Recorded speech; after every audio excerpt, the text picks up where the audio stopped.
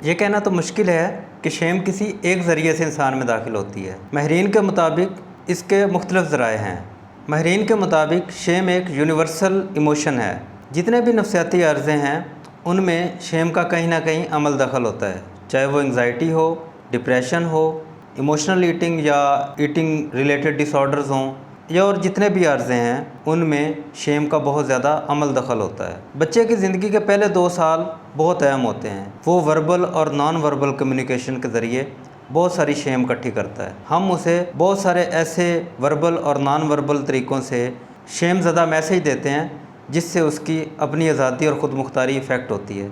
اس کا جو والدین کے اوپر ٹرسٹ اور ان کے ساتھ جو ایک پازیٹیو بانڈ ڈیولپ ہونا ہوتا ہے اس کو افیکٹ کرتی ہے۔ وہ والدین کے اوپر ٹرسٹ کرنا چھوڑ دیتا ہے، ان کے ساتھ جو اس کی ایک اٹیچمنٹ ہونی ہوتی ہے وہ نہیں ڈیولپ ہو پاتی، جس سے اس کی شخصیت اکیلے پن کا شکار ہو جاتی ہے۔ ایری ایرکسن کے اکارڈنگ بچے کی زندگی کے پہلے 2 سال بہت اہم ہوتے ہیں۔ اس میں وہ اپنے فیصلے خود لینا چاہتا ہے، وہ بولنا چاہتا ہے، وہ اپنے طریقے سے ہاتھ پاؤں ہلانا چاہتا ہے، مگر والدین اسے اوور پروٹیکٹ کرتے ہیں۔ اوور پروٹیکٹ ہونے کی وجہ سے اس کے اندر ڈسٹریس پیدا ہوتا ہے، اس کے اندر لو کانفیڈنس اور لو سیلف اسٹیم پیدا ہوتی ہے۔ اسے یہ فیل ہونے لگتا ہے کہ میں اپنے فیصلے نہیں لے سکتا یا میں اپنے طریقے سے چیزوں کو نہیں کر سکتا۔ تو پہلے 2 سال جو بچے کے ہیں اس میں اس کا بڑا خیال رکھنا پڑتا ہے، اس کو بڑے طریقے سے اور ایک جو پازیٹیو پیرنٹنگ ہے اس کے ذریعے اسے ڈیل کرنا ہوتا ہے تاکہ وہ اپنا ٹرسٹ ڈیولپ کر سکے، اپنے آپ کو ہیلدی تصور کر سکے اور اس کی جو بانڈنگ ہے وہ پازیٹیو بانڈنگ ہو۔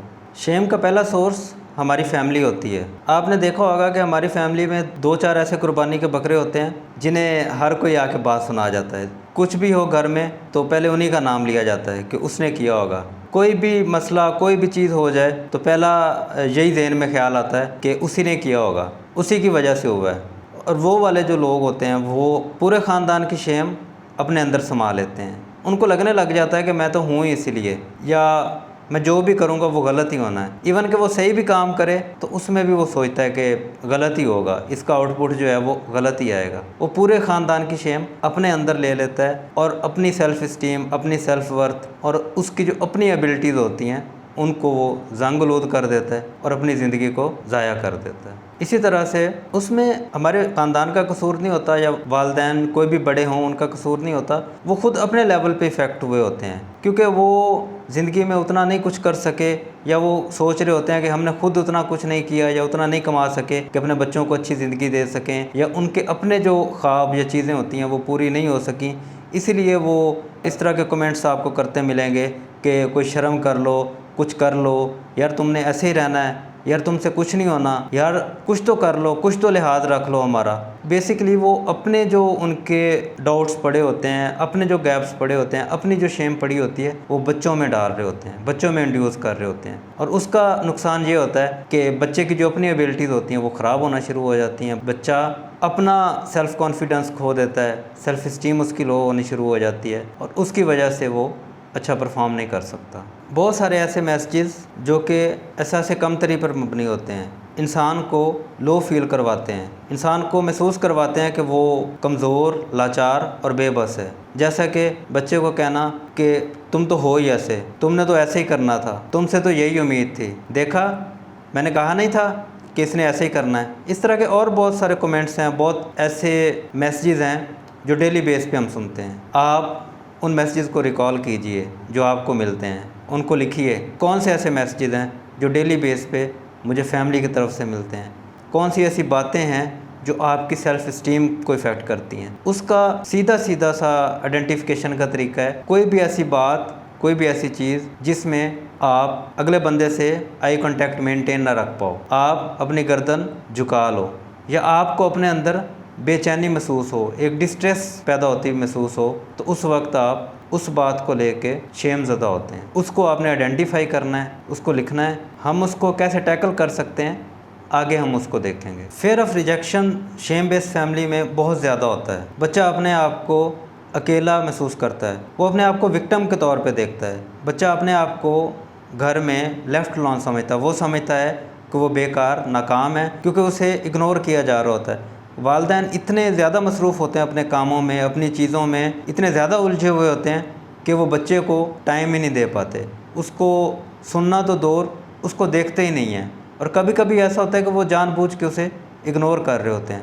اس ساری چیزوں کا ایفیکٹ یہ ہو رہا ہے کہ بچہ اپنے آپ کو اکیلا محسوس کرنا شروع کر دیتا ہے، وہ اپنے آپ کو وکٹم کے طور پہ دیکھتا ہے، وہ سمجھتا ہے کہ میں ایک ناکام اور بیکار سی چیز ہوں جسے کوئی امپورٹنس نہیں دیتا، جسے کوئی اہم نہیں سمجھتا۔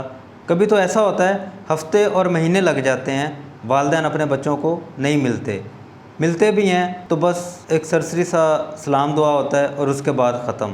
ان کو نہیں پوچھتے ان کی نیڈز کیا ہیں، ان کو کیا چیز چاہیے یا انہیں کس چیز کی ضرورت ہے، ایسا بالکل نہیں ہوتا۔ اور اس چیز کا نقصان یہ ہوتا ہے کہ بچہ اپنے آپ کو اکیلا، تنہا اور بے بس محسوس کرتا ہے۔ بڑی دفعہ ایسا ہوتا ہے کہ والدین کام کی وجہ سے بچوں کے ساتھ کیے گئے وعدے پورے نہیں کر سکتے۔ فار ایگزامپل، کسی نے وعدہ کیا تھا کہ وہ ٹائم پہ آج گھر آ جائے گا، وہ نہیں آتا۔ اسی طرح سے کسی نے بچے کو کہا کہ میں کھلونا لے کے دوں گا آپ کو، وہ نہیں لے کے دیا۔ اگر یہ کبھی کبھار ہو تو پھر اتنا زیادہ ایفیکٹ نہیں کرتا، بٹ یہ اگر کنٹینیوس ہو تو یہ چیز بچے کو بہت زیادہ توڑ دیتی ہے۔ وہ اپنے آپ کو سمجھنے لگ جاتا ہے کہ میں کسی کام کا نہیں ہوں، میری اتنی ورتھ نہیں ہے کہ میری بات کو امپورٹنس دی جائے یا مجھے سمجھا جائے، اور وہ تصور کرتا ہے کہ یہ والی جو چیزیں ہیں یہ میرے ساتھ دھوکہ ہو رہا ہے، اور یہ چیز اس کی اگلی زندگی پہ اس طرح کا اثر ڈالتی ہے کہ وہ لوگوں پہ یقین کرنا چھوڑ دیتا ہے، ڈسٹریس کا شکار ہو جاتا ہے، وہ اس کا ٹرسٹ ڈیولپ نہیں ہو پاتا، دوبارہ